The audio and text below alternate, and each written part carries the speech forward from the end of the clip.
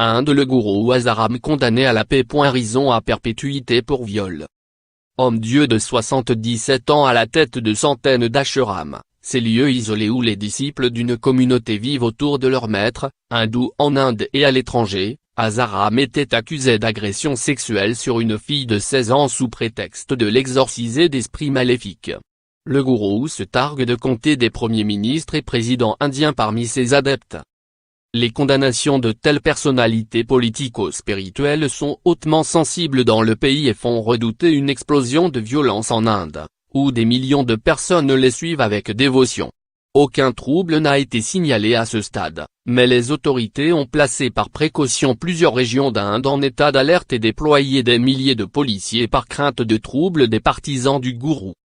L'année dernière, la condamnation pour viol d'un autre éminent gourou, Gurmeram Rahim Singh, avait déclenché des émeutes de ses fidèles.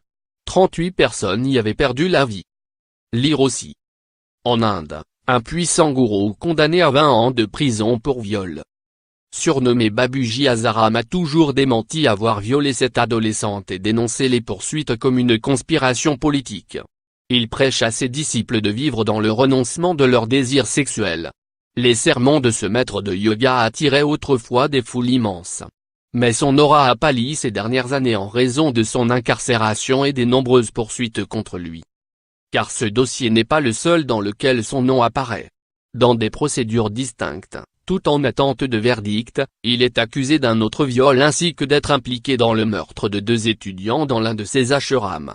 Au moins 2 de ses anciens proches, qui s'étaient retournés contre lui et étaient devenus des témoins clés des enquêtes, sont morts assassinés en 2014 et 2015.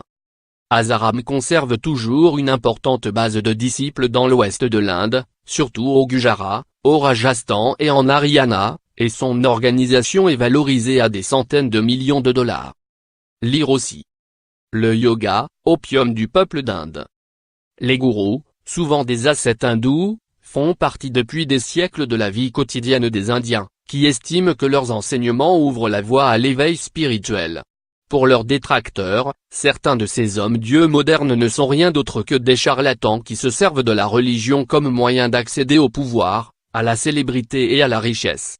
Ces gourous trouvent souvent un auditoire auprès des masses en palliant les carences de l'État indien, grâce à des repas gratuits ou des services médicaux. Mais des experts estiment que ces chefs spirituels, qui comptent aussi des fidèles parmi la classe moyenne citadine, permettent de donner un sentiment d'appartenance à une communauté et un sens à la vie dans une société en rapide mutation.